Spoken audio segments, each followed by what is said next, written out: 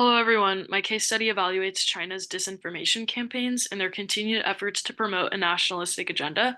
This is important because of nationalistic bias, which conflicts with the spread of factual information, as previously discussed in lectures.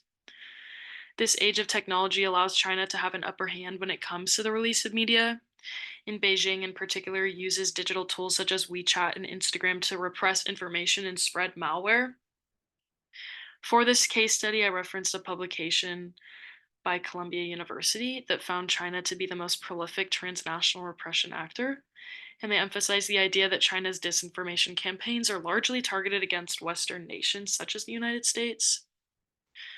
The first campaign is known as Spamouflage or Dragonbird, and it was created to promote content in alignment with the interests of the People's Republic of China, and these interests include but are not limited to religious degradation and political warfare. This campaign also spread posts that glorified Uyghur detainment camps, stating they promoted gender equality and independence, when in reality they were abusive and corrupt. And the Uyghur Congress was marching for the freedom of these people while these posts were being released and spread.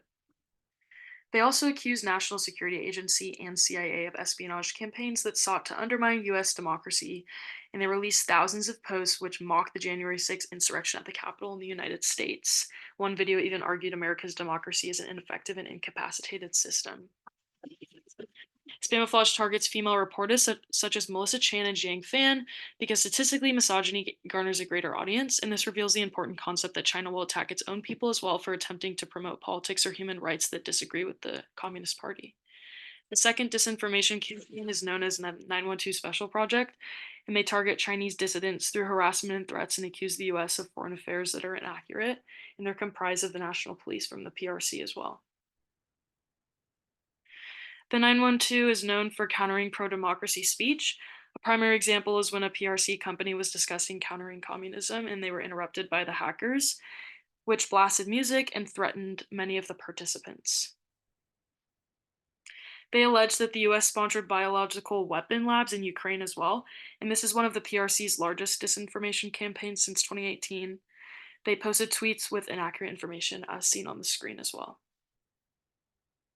The motivations of Spamouflage and 912 include ridiculing critics of the PRC and CCP and fear-mongering, and propaganda, censorship, and content delivery are the primary ways they are able to achieve this, as seen in the graph.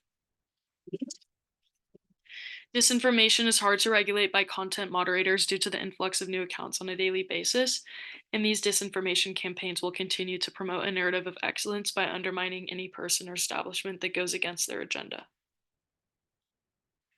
Here are some of the sources that I've referenced. And thank you so much for listening.